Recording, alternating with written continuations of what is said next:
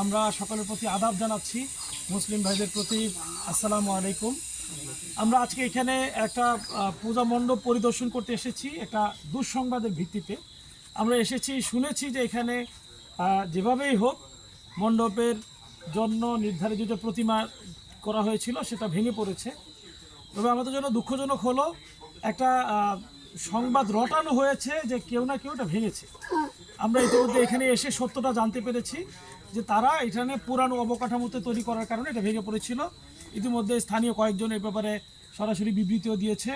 আমরা আশা করি তাদের এই লক্ষ্মী পূজা, এই পূজার পরবর্তীতে দুর্গাপূজার পরবর্তী যেটা হবে এটা সুন্দরভাবে নিরাপত্তার সাথে শেষ করুক সেই কামনা করছি।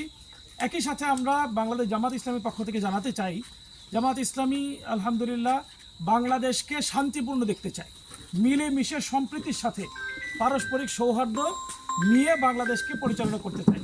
আমাদের এই সুন্দর সুজলা সুফলা বাংলাদেশের দু একজন কিট এই সম্প্রীতি মাঝে মধ্যে নষ্ট করার জন্য এখন সোশ্যাল মিডিয়াকে ব্যবহার করছে। আমি অনুরোধ করব সোশ্যাল মিডিয়ার এই গুজবে আপনারা কান না দিয়ে সত্যকে জানুন, বুঝুন, সত্যকে ধারণ করুন। সত্যের মাধ্যমে যদি উঠে আসে তাহলে স্বস্তির সাথে আমরা দেশটাকে সুন্দর করে উপভোগ করতে পারবো।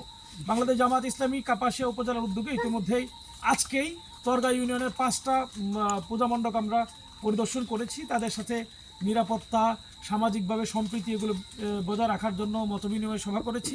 সামান্য আমরা আমাদের পক্ষ থেকে মতবিনিময় উপযোগী যেই সহযোগিতা সেটা ধারণ দিয়েছি।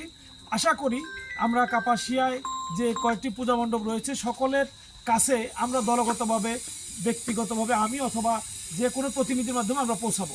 ইতিমধ্যে এই নিরাপত্তা নিশ্চিত করার জন্য কাপাসিয়া উপজেলা বাংলাদেশ জামাত ইসলামীর পক্ষ থেকে ইউনিয়ন ভিত্তিক কমিটি করা হয়েছে। এই কমিটির আদলে সকল ইউনিয়নও নিরাপত্তা দেওয়ার জন্য জামাত ইসলামী প্রস্তুত রয়েছে।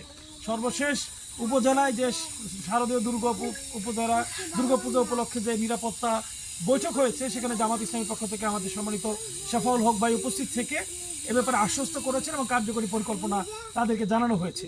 আশা করি এইভাবে মিলেমিশে এবারের উৎসব, এবারের এই পূজা সুন্দর এবং সাবলীল হবে, নিরাপত্তার সাথে তারা শেষ করবে। আগামী দিনের বাংলাদেশ শান্তিপূর্ণ, সৌহার্দ্যপূর্ণ, ভ্রাতৃত্বপূর্ণ হবে ইনশাআল্লাহ।